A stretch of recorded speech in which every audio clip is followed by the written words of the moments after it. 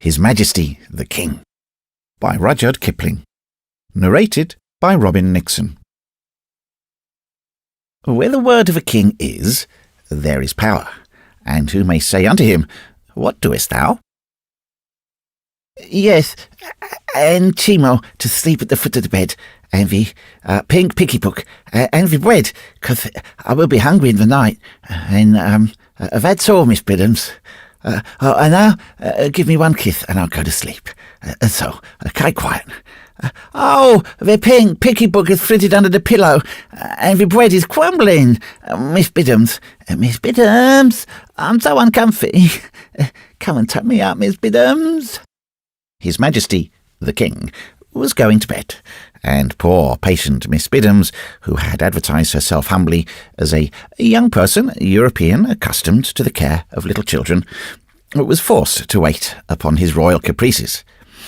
The going to bed was always a lengthy process, because His Majesty had a convenient knack of forgetting which of his many friends, from the Mayor's son to the Commissioner's daughter, he had prayed for, and, lest the deity should take offence, was used to toil through his little prayers in all reverence 5 times in one evening.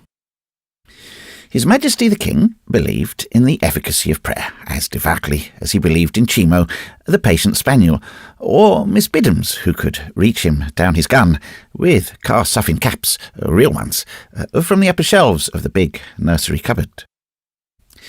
At the door of the nursery his authority stopped. Beyond lay the empire of his father and mother, 2 very terrible people who had no time to waste upon His Majesty the King. His voice was lowered when he passed the frontier of his own dominions, his actions were fettered, and his soul was filled with awe because of the grim man who lived among a wilderness of pigeonholes and the most fascinating pieces of red tape, and the wonderful woman who was always getting into or stepping out of the big carriage. To the one belonged the mysteries of the Daftar room, to the other the great reflected wilderness of the Memsahib's room, where the shiny scented dresses hung on pegs, miles and miles up in the air, and the just-seen plateau of the toilet table revealed an acreage of speckly combs, broidered Hannafitch bags, and white-headed brushes. There was no room for His Majesty the King, either in official reserve or mundane gorgeousness. He had discovered that ages and ages ago, before even Chimo came to the house, or Miss Biddams had ceased grizzling over a packet of greasy letters which appeared to be her chief treasure on earth. His Majesty the King, therefore, wisely confined himself to his own territories, where only Miss Biddams and she feebly disputed this sway. From Miss Biddams he had picked up his simple theology, and welded it to the legends of gods and devils that he learned in the servants' quarters. To Miss Biddams he confided with equal trust his tattered garments and his more serious griefs. She would make everything whole. She knew exactly how the earth had been born, and had reassured the trembling soul of His Majesty the King that terrible time in July, when it rained continuously for 7 days and 7 nights, and there was no ark ready, and all the ravens had flown away.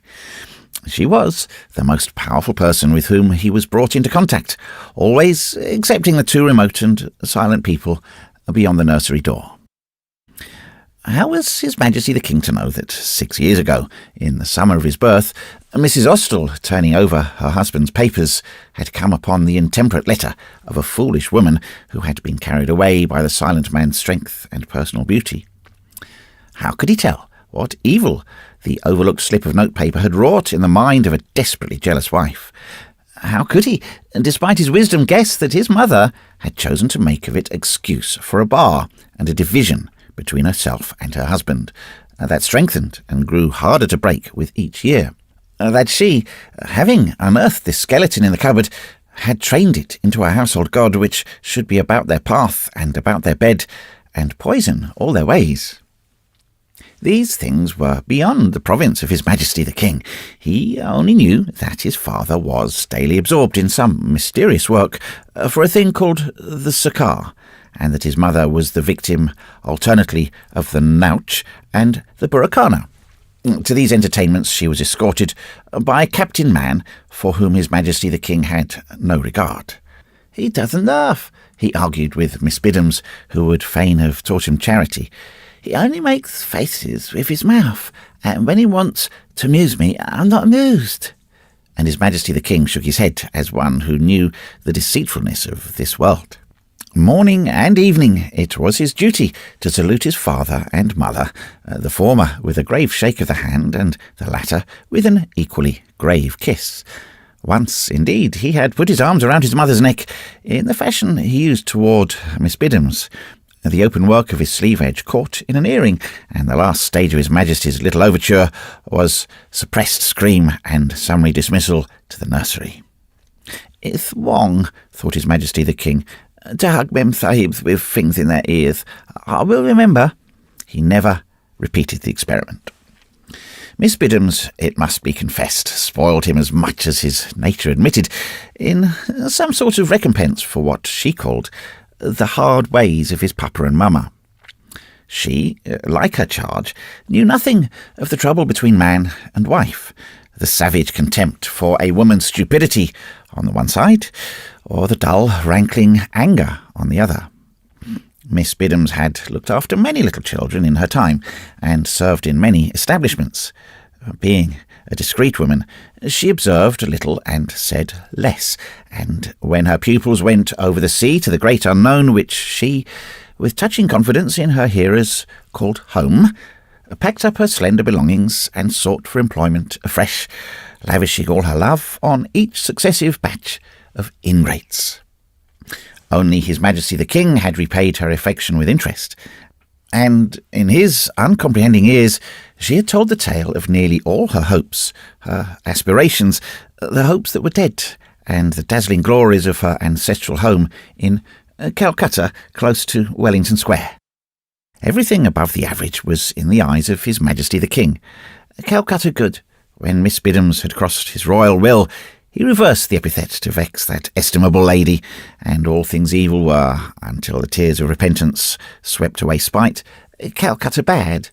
Now and again, Miss Biddams begged for him the rare pleasure of a day in the society of the Commissioner's child, the wilful 4-year-old Patsy, who, to the intense amazement of His Majesty the King, was idolised by her parents.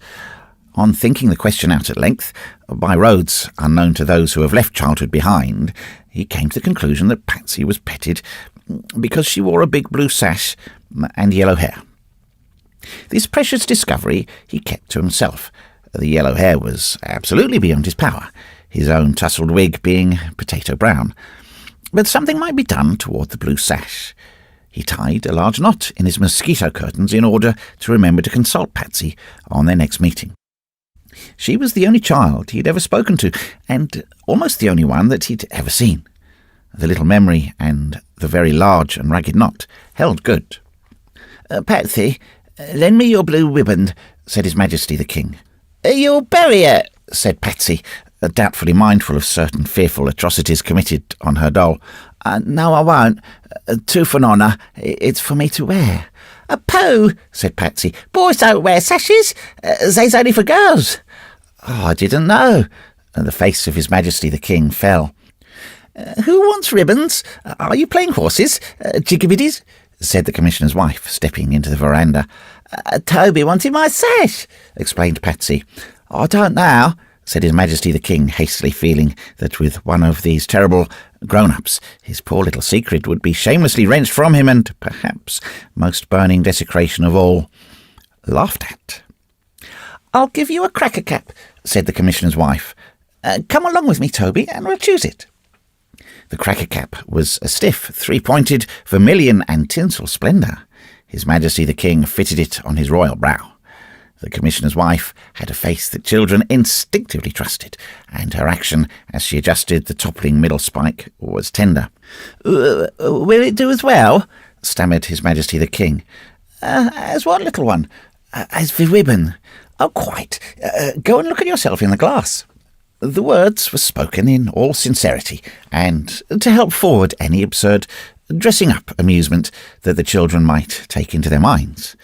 But the young savage has a keen sense of the ludicrous. His Majesty the King swung the great cheval glass down and saw his head crowned with the staring horror of a fool's cap, a thing which his father would rend to pieces if it ever came into his office. He plucked it off and burst into tears. "Toby," said the Commissioner's wife gravely, "you shouldn't give way to temper. I'm very sorry to see it. It's wrong." His Majesty the King sobbed inconsolably, and the heart of Patsy's mother was touched. She drew the child on her knee. Clearly it was not temper alone. "What is it, Toby? Won't you tell me? Aren't you well?" The torrent of sobs and speech met, and fought for a time, with chokings and gulpings and gasps. And then, in a sudden rush, His Majesty the King was delivered of a few inarticulate sounds, followed by the words, "Go away, you dirty little devil." "Toby, what do you mean?" "Is what he'd say. I know it is. He'd say that when there was only a little eggy mess on my tunic. He'd say it again and laugh if I went in with that hat on my head." "Who would say that?" My papa, and if I thought I had the blue ribbon, he'd let me play with the waste paper basket under the table." "What blue ribbon, Charlie?" "The same that Patsy had, the big blue ribbon round my tummy." "What is it, Toby? There's something on your mind. Tell me all about it, and perhaps I can help." "It isn't anything," sniffed His Majesty, mindful of his manhood, and raising his head from the motherly bosom upon which it was resting. "I only thought that you petted Patsy because she had the blue ribbon, and if I'd had the blue ribbon too, my papa would pet me." The secret was out, and His Majesty the King sobbed bitterly in spite of the arms around him, and the murmur of comfort on his heated little forehead. Enter Patsy, tumultuously, embarrassed by several lengths of the Commissioner's pet Marzier rod. "Come along, Toby. There's a choo-choo lizard to check. I've got Jimmo to watch him till we turn. If we poke him with his tail, we go wiggle, wiggle and fall off. Come along. I can't reach." "I'm coming," said His Majesty the King, climbing down from the Commissioner's wife's knee after a hasty kiss. 2 minutes later, the choo-choo lizard's tail was wriggling on the matting of the veranda, and the children were gravely poking it with splinters from the chick to urge its exhausted vitality into "Just one wiggle more, 'cause it doesn't hurt, choo-choo." The Commissioner's wife stood in the doorway and watched. "Oh, poor little mite. A blue sash. And my own precious Patsy. I wonder if the best of us, or we who love them best, ever understand what goes on in their topsy-turvy little heads."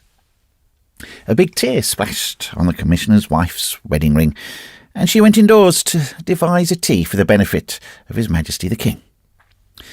"Their souls aren't in their tummies at that age in this climate," said the Commissioner's wife. "But they're not far off. I wonder if I could make Mrs. Austell understand. Oh, poor little fellow."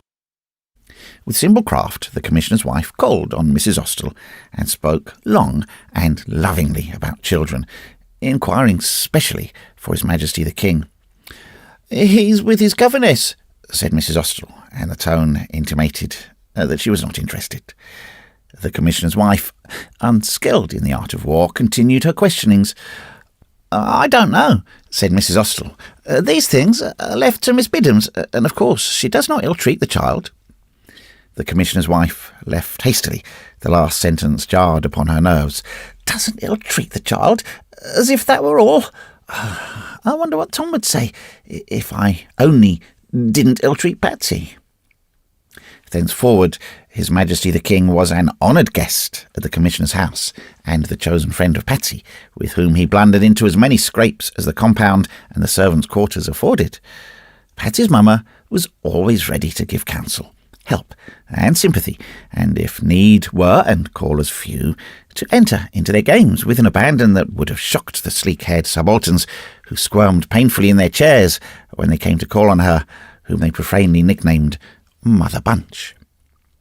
Yet, in spite of Patsy and Patsy's mamma, and the love that these two lavished upon him, His Majesty the King fell grievously from grace, and committed no less a sin than that of theft. Unknown, it is true, but burdensome. There came a man to the door one day when His Majesty was playing in the hall, and the bearer had gone to dinner with a packet for His Majesty's mamma, and he put it upon the hall table, said that there was no answer, and departed. Presently the pattern of the dado ceased to interest His Majesty, while the packet, a white, neatly wrapped one of fascinating shape, interested him very much indeed. His mamma was out, so was Miss Biddams, and there was pink string round the packet. He greatly desired pink string. It would help him in many of his little businesses, the haulage across the floor of his small cane chair, the torturing of Chimo, who could never understand harness, and so forth. If he took the string, it would be his own, and nobody would be any the wiser. He certainly could not pluck up sufficient courage to ask mamma for it. Wherefore, mounting upon a chair, he carefully untied the string, and behold, the stiff white paper spread out in 4 directions, and revealed a beautiful little leather box with gold lines upon it. He tried to replace the string, but that was a failure. So he opened the box to get full satisfaction for his iniquity, and saw the most beautiful star that shone and winked, and was altogether lovely and desirable. "That," said His Majesty meditatively, "is a sparkle crown, like what I will wear when I go to heaven. I will wear it on my head. Miss Biddam says so. I would like to wear it now. I would like to play with it. I will take it away and play with it very carefully until mamma asks for it. I think it was bought for me to play with, same as my card." His Majesty the King was arguing against his conscience, and he knew it, for he thought immediately after, "Never mind, I will keep it to play with until mamma says, 'Where is it?' and then I will say, 'I took it, and I'm sorry. I will not hurt it, because it's a sparkle crown, but Miss Biddams will tell me to put it back. I will not show it to Miss Biddams.'" If mamma had come in at that moment, all would have gone well. She did not, and His Majesty the King stuffed paper, case, and jewel into the breast of his blouse, and marched to the nursery. "When mamma asks, I will tell," was the salve that he laid upon his conscience. But mamma never asked, and for 3 whole days His Majesty the King gloated over his treasure.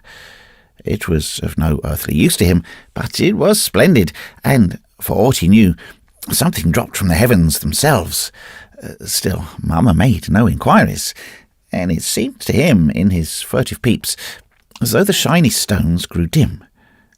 What was the use of a sparkle crown if it made a little boy feel all bad in his inside?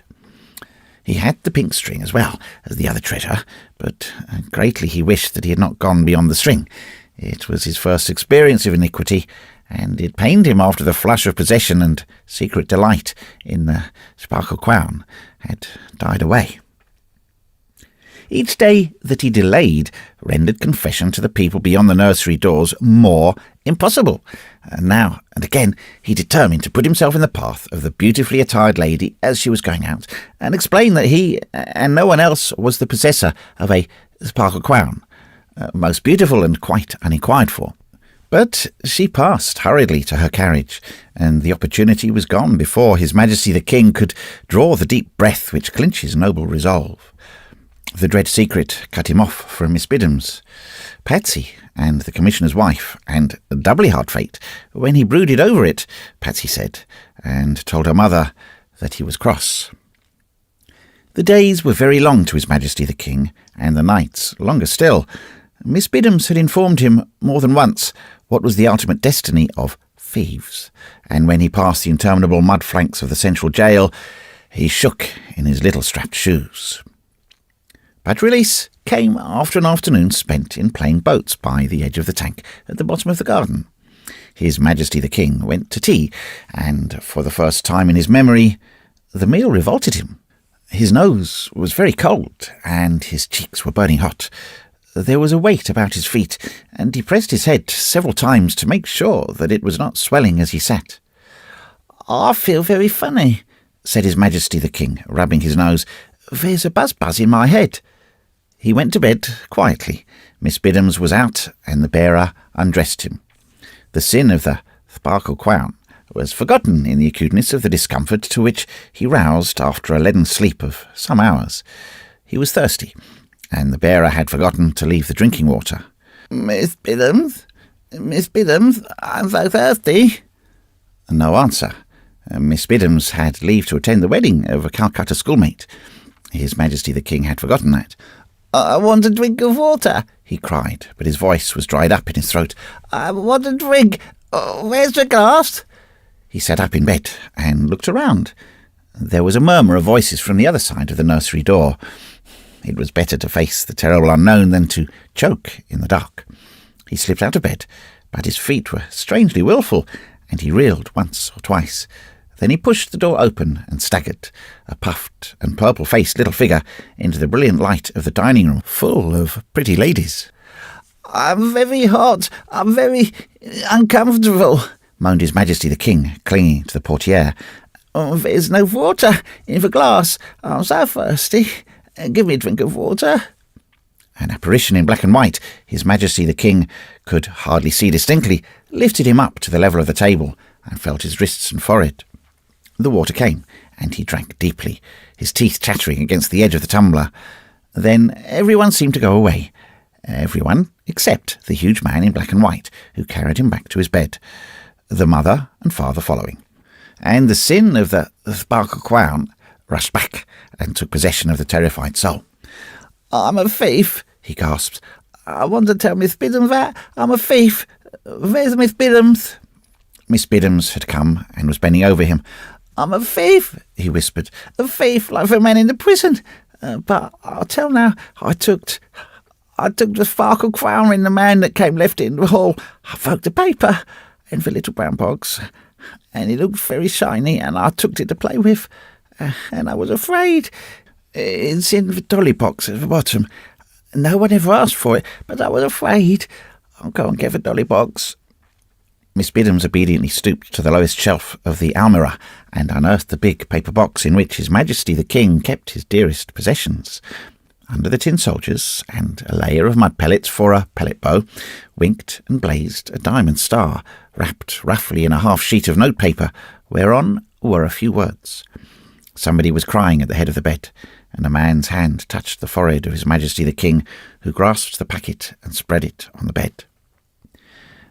That is the sparkle crown, he said, and wept bitterly, for now that he'd made restitution, he would fain have kept the shining splendour with him.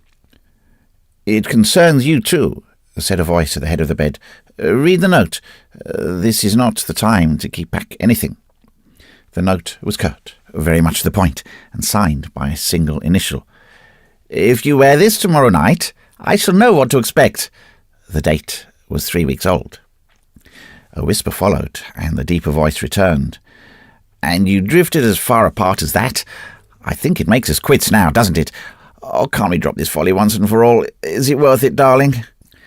Kiss me too, said His Majesty the King dreamily. You isn't very angry, is you? The fever burned itself out, and His Majesty the King slept. When he waked, it was in a new world peopled by his father and mother, as well as Miss Biddams, and there was much love in that world, and no morsel of fear, and more petting than was good for several little boys. His Majesty the King was too young to moralise on the uncertainty of things human, or he would have been impressed with the singular advantages of crime. Aye, black sin. Behold, he had stolen the sparkle crown, and his reward was love, and the right to play in the waste-paper basket under the table for always. He trotted over to spend an afternoon with Patsy, and the Commissioner's wife would have kissed him. No, not there, said His Majesty the King with superb insolence, fencing one corner of his mouth with his hand. That's my mamma's place, there. She kisses me. Oh, said the Commissioner's wife briefly, then to herself, well, I suppose I ought to be glad for his sake. Children are selfish little grubs. I've got my Patsy.